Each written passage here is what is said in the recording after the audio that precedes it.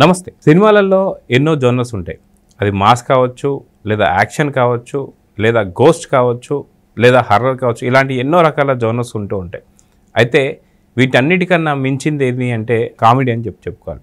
అయితే హాస్యానికి అవధులు లేవు అన్నట్టుగా ఉంటుంటాయి మనం చూస్తున్నాం. అయితే ఇది ఇప్పటిది కాదు, గత తరతరాలుగా వస్తున్నటువంటి ఒక సినిమాలలో హాస్యాస్పదం సంబంధించినటువంటి ఒక సినిమాలకే పెద్దపీట అని చెప్పుకోవచ్చు.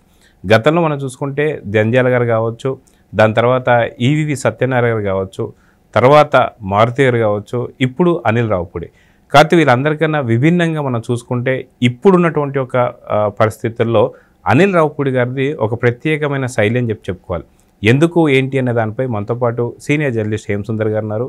వారిని అడిగి తెలుసుకుందాం. సార్ నమస్తే. నమస్తే అండి. సార్, అనిల్ రావుపూడి మనం చూస్తున్నాం లేటెస్ట్ ఏమంటారు సక్సెస్ఫుల్ కామెడీ డైరెక్టర్ అని చెప్పుకోవాలి. ఎంత పెద్ద హీరోలతో తీసినా సరే తన టైమింగ్ కావచ్చు, లేదా తన మార్క్ ఏదైతే ఉంటుందో కామెడీ దాన్ని మిస్ కాకుండా తీసుకెళ్తున్నటువంటి ఒక డైరెక్టర్ అని చెప్పుకోవాలి.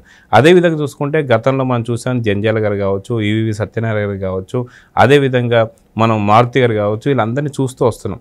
అయితే ఒకప్పట్లో వాళ్ళందరూ సక్సెస్ అయినా సరే మారుతి గారితో మాత్రం కొంత టైమింగ్ కావచ్చు, లేదంటే ఆ యొక్క గ్యాప్స్ ఎందుకు వచ్చాయని చెప్పుకోవాలి. ఇప్పుడు ఎంత పెద్ద హీరోలతో తీసినా, అంటే అనిల్ రావుపూడి గారు బాలకృష్ణ గారితో తీసినా, లేదా మహేష్ బాబు గారితో తీసినా సరే ఈ రెండిట్లో కూడా కామెడీ టైమింగ్ మారకుండా తన మార్కు అలానే మెయింటైన్ చేసుకుంటూ వస్తున్నారు. సో ప్రత్యేకంగా అనిల్ రావుపూడి గురించి చెప్పాలంటే ఏం చెప్తారు? అంటే ఆయన స్వతహాగా రైటర్ అండి.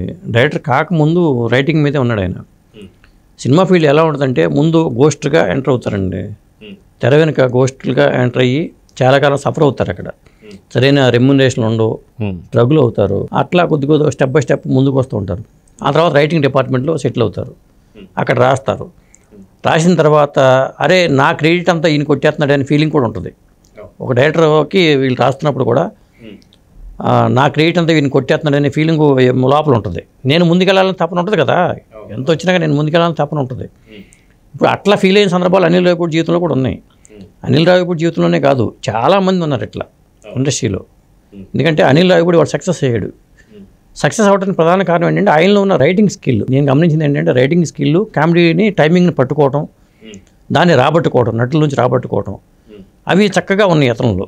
ఎందుకంటే స్వతహాగా రైటర్ అయితే కానీ దాని మీద కమెంట్ రాదు. రైటర్ రైటింగ్ రాసేది ఒకళ్ళనో తీసేది ఒకళ్ళు అయితే కొద్దిగా తేడా వస్తుంది. కానీ ఆ రైటర్ దాన్ని క్యాచ్ చేయగలిగితే సక్సెస్లు ఆటోమేటిక్గా వస్తాయి. అది అనిల్ రావుపూడిలో ఉన్నది. ఇంకొకటి ఏంటంటే ఇప్పుడు మనం గోస్ట్ గురించి మాట్లాడుకుంటూ వచ్చాం. పోసానికి వస్తున్న మళ్ళీ కూడా నేను ఒక రైటర్ దగ్గర గోస్ట్గా పనిచేసేవాడిని, అవసరం కత్తి పెట్టి తిరిగాను ఆయన పొడి చేద్దామని అంటూ నేను చదివాను ఒకసారి. ఇట్లాగే ఉంటుంది. పరశురు బ్రదర్స్ కూడా గోస్ట్గా పనిచేసినాడు. బంగారు భూమి అనే సినిమా, కృష్ణ గారి సినిమాకి అంతకుముందు ఇంకో సినిమా చేశారు. వాళ్ళు గోస్ట్లుగా పనిచేశారు. ఎందుకంటే మోతుకూరు జాన్సన్, అప్లాచారి గారు రైటర్స్గా ఉండేవాళ్ళు. దానికి వీళ్ళకి కొన్ని సన్నివేశాలు వీళ్ళు రాశారు. అట్లా ముందు రావాలంటే గోస్ట్లకి ఎంటర్ అవ్వాల్సిందే. ఎందుకంటే సముద్రాల గారికి మనం వెనక్కి వెళ్ళిపోతే సముద్రాలు రాఘవాచార్య అంటే మనకు ఇండస్ట్రీకి తెలుసు. సీనియర్ సముద్రాల, జూనియర్ సముద్రాలు అంటారు. సీనియర్ సముద్రాల గారికి మల్లాది రామకృష్ణ శాస్త్రి గారు కథా రచయిత. ఆయన గోస్ట్.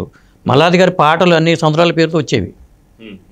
ఇట్లా అలాగే దాసనారాయణ గారు ఎన్నో హిట్లు ఇచ్చారు. గోరింటాకు కానీ, గోరింటాకు అనేది అప్పుడు రంగనాయకం నవల్లో కొన్ని తీసుకున్నారో అది వేరే గొడవ అయింది, కేసులో రంగనాయకం గెలిచింది, అది వేరే విషయం. కానీ వీళ్ళ దగ్గర ఒక టీమ్ ఆఫ్ రైటర్స్ ఉంటారండి. అట్లా దాసరి గారి దగ్గర చాలామంది రైటర్స్లో పాలగం పద్మరాజు అనే సీనియర్ గాలివాన్ అనే కథకి ఆయనకి బహుమతి వచ్చింది. పాలగం పద్మరాజు గారు వెనకాల పనిచేసేవాడు అని చెప్పేవాడు అప్పట్లో. ఎందుకంటే రైటర్ గొప్పతనం ఎక్కువ ఉంటుంది. ఏ సినిమాకైనా ఒక సినిమా సక్సెస్ అయిందంటే రైటర్స్ గొప్పతనం ఎక్కువ ఉంటుంది. కథ పుట్టేది అక్కడ కాబట్టి, అంటే కథ పుట్టేది, డైలాగ్స్ ఎలా ఉండాలి, ఏ సన్నివేశంలో ఎంతవరకు ఉండాలి డైలాగ్ అనేది అక్కడి నుంచి పుడతాయి. ఇప్పుడు ఉదాహరణకి త్రివిక్రమ్ శ్రీనివాస్ గారిని తీసుకుందాం. ఎందుకంటే విజయభాస్కర్ గారు డైరెక్టర్గా ఉన్నప్పుడు విజయభాస్కర్ గారు నువ్వే కావాలి కానీ, స్వయంవరం కానీ, నువ్వు నాకు నచ్చావు కానీ ఇలాంటి సినిమాలు తీసుకున్నప్పుడు వెనకాల త్రివిక్రమ్ గారు ఉన్నారని అందరికీ తెలిసిపోయింది. అదే త్రివిక్రమ్ గారు డైరెక్టర్ అయిపోయినప్పుడు తనకి ఉంటుంది కదా, నేను డైరెక్టర్ అవ్వాలని కోరుకున్నప్పుడు ఆటోమేటిక్గా సక్సెస్లు తగ్గుతాయి డైరెక్టర్కి. అంటే రైటర్ గొప్పతనం. ఇంకా చెప్పాలంటే శంకర్ గారు. మరి శంకర్ గారు రోబో వరకు సుజాత అనే రైటర్ ఆయనకి టీంలో ఉండేవాడు. సుజాత చనిపోయిన తర్వాత, రోబో టైంలో సుజాత చనిపోయిన తర్వాత ఫెయిల్యూర్స్ వచ్చేసినాయి. ఇక్కడ రైటర్ గొప్పతనమే చాలా వరకు. రైటర్ గొప్పతనం అనేది రైటర్ అయ్యి ఉంటే అది వేరే విషయం. ఇప్పుడు డిపెండ్ అయ్యాడు అనుకోండి, రైటర్స్ మీద డిపెండ్ అయ్యడం కష్టం. ఇప్పుడు కూడా అనిల్ రావుపూడి కూడా ఆయన దగ్గర టీమ్ ఆఫ్ రైటర్స్ ఉన్నారు. టీముని చెక్కు చెదరకుండా కాపాడుకోగలగాలండి. ఏ డైరెక్టర్ అయినా. ఎందుకంటే ఫాస్ట్గా ఇంకో సినిమా అవకాశం వచ్చింది, చిరంజీవి గారితో రేపు అవకాశం వచ్చింది. ఓ సంక్రాంతికి వస్తున్నాలో నేను ఉండిపోయాను, నేను ఎప్పుడో రాసుకుంటానంటే కుదరదు కదా. అప్పటికే సబ్జెక్ట్ రెడీ అయిపోవాలి, ఆ టీం పనిచేయగలగాలి. అదండి. అయితే మనం చూసుకుంటే గతంలో కూడా చాలా రకాల హాస్యాస్పద సినిమాలు కావచ్చు, లేదా హాస్యం బేస్ చేసుకున్న సినిమాలు కావచ్చు, వాటికంటే మినిమం గ్యారంటీ ఉంటుంది. అదేంటి అంటే మనకి సంక్రాంతి వల్ల నుంచి సంక్రాంతికి వస్తున్నాం ఎంత పెద్ద హిట్ అనేది మనం చూసాం. కాకపోతే కొన్ని హాస్యానికి సంబంధించినటువంటి సినిమాలు ఏవైతే ఉన్నాయో గతంలో మనం చూసుకుంటే ఓన్లీ రాజేంద్ర ప్రసాద్కి మాత్రమే తీయాలి అని చెప్పి, దాని తర్వాత కొంత ఏమంటారు అనమాట హీరో ఉన్నాడు శ్రీకాంత్ గారు, వీళ్ళు మాత్రం తీయాలని చెప్పి ఇలాంటివి చూస్తూ వస్తున్నాం. కానీ కామెడీకి ఎవరైనా సరే ఎవరితోనైనా సరే తీయొచ్చు అన్నది మాత్రం నిరూపించింది మాత్రం అనిల్ రావుపూడి గారు అని చెప్పి చెప్పుకోవచ్చు. ఎందుకంటే సూపర్ స్టార్ మహేష్ బాబు గారు, సో ఆయన ఖచ్చితంగా యాక్షన్ సినిమాలు కావచ్చు, లేదంటే మాస్ సినిమాలు కావచ్చు ఎక్కువగా హిట్ అవుతుంటాయి. కానీ సర్లేరు నీకెవరు అనే సినిమా, అది కూడా మిలిటరీ బ్యాక్గ్రౌండ్లో తీసుకొని ఆయనతో కూడా జోకులు ఇప్పిస్తూ మధ్యలో రాజేంద్ర ప్రసాద్ గారిని పెట్టుకొని కూడా ఇది కూడా మంచి పెద్ద హిట్ కొట్టారు. అది కూడా సంక్రాంతి పల్లి నుంచి ఉన్నది. రెండోది వచ్చేసి నటసింహం బాలకృష్ణ గారు అంటేనే మనకి పూర్తి మాస్ అని చెప్పుకోవచ్చు. భగవంత్ కేసరి అని చెప్పేసి ఒక పవర్ఫుల్ టైటిల్తోని ఆ టైటిల్లో కూడా ఆ సినిమాలో కూడా కామెడీని పండించుకుంటూనే సినిమా హిట్ కొట్టారు.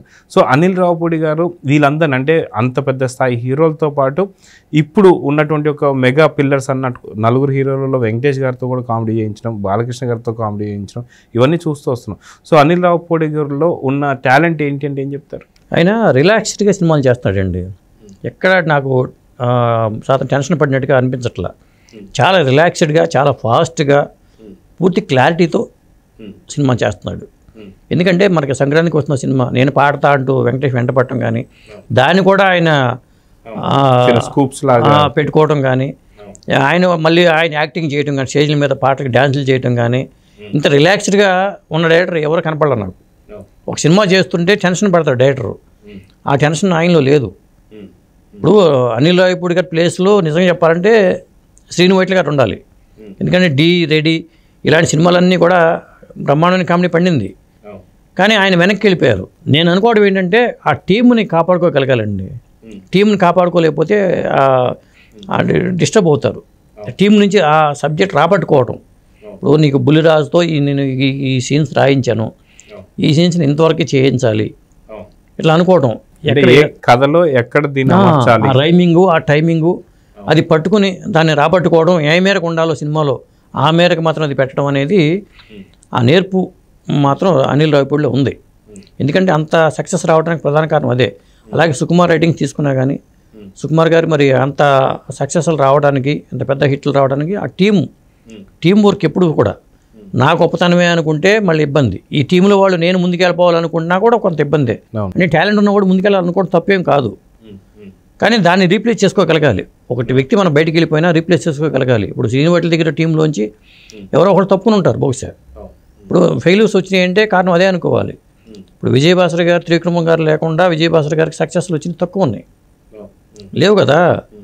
కాబట్టి ఒక రైటర్ గొప్పతనం ఎప్పుడూ ఉంటుంది. ఇప్పుడు ఆత్రేయ గారు ఉన్నప్పుడు మరి ఆత్రేయ గారితో రాయించుకున్నారు, అద్భుతమైన పాటలు రాయించుకున్నారు, అద్భుతమైన మాటలు రాయించుకున్నారు ఆత్రేయ గారితో. అప్పట్లో ఒక రైటరే కూర్చొని పనిచేసేవాడు పూర్వం. ఇప్పుడు అట్ట కాదు, టీమ్ ఆఫ్ రైటర్స్ ఉంటున్నారు. ఒక డెస్క్ పనిచేస్తుంది, డెస్క్ ఇన్ఛార్జిగా ఆ డైరెక్టర్ ఉంటాడు. ఇప్పుడు పరశుర బ్రదర్స్ దగ్గర కూడా చంద్రశేఖర్ ఆజాద్ గారని, పోషణ గారు ఇట్లా కొంతమంది పనిచేసేవాళ్ళు అప్పట్లో. వాళ్ళు చెప్పి దాని నుంచి రాబట్టుకోవడం, అన్నీ ఒకళ్ళు చేయాలనే కష్టం కదా. పైగా కొన్ని వందల సినిమాలు వచ్చేస్తూ ఉంటే వాటి మీద ఒకే వ్యక్తి కూర్చొని చేయాలనే కష్టం. కాబట్టి టాలెంట్ ఉన్న వాళ్ళని దగ్గర పెట్టుకోవడం, టాలెంట్ ఉన్న వాళ్ళ దగ్గర నుంచి ఈ సన్నివేశం మీరు రాయండి, ఈ సన్నివేశం మీరు రాయండి. ఇప్పుడు మీకు ఈ సినిమా సంక్రాంతికి వస్తున్న టైటిల్స్లో చూస్తే రచన సహకారం, డైలాగ్స్ సహకారం, ఇలా రకరకాల పేర్లు వచ్చినాయి మనకి సినిమాలో చూస్తే. అంటే టీమ్ ఆఫ్ రైటర్స్ పనిచేశారనేది అర్థమవుతుంది. ఇప్పుడు బుల్లిరాజుకి కొంత ఒక రైటర్ రాసి ఉంటాడు, మళ్ళీ అట్లాగే ఆ శవంతో కామెడీ చేయించడానికి కొంతమంది పనిచేసి ఉంటారు. ఇట్లా రచన సహకారం కూడా టీం ఉన్నారు. టీం వర్క్ అనేది చాలా ఇక్కడ నేను అనిల్ రావిపూడి ఒక్కడే క్రియేట్ అని నేను అంటలా, టీం వర్క్ ఇది అనిల్ రావిపూడి కూడా ఒప్పుకుంటారు. టీం వర్క్ అనేది అనిల్ రావిపూడి సక్సెస్కి ప్రధాన కారణం అని నేను అనుకుంటున్నాను. అయితే ఇప్పుడు దాకా మనం వీళ్ళందరి గురించి మాట్లాడుతూనే ప్రశాంత్ వర్మకు సంబంధించి కూడా ఇప్పుడు అతి తక్కువ టైంలోనే మంచి హనుమాన్తో మంచి హిట్ కొట్టాడు. దీని తర్వాత కూడా ఒక మంచి మంచి కాంబినేషన్స్ వస్తున్నాయి.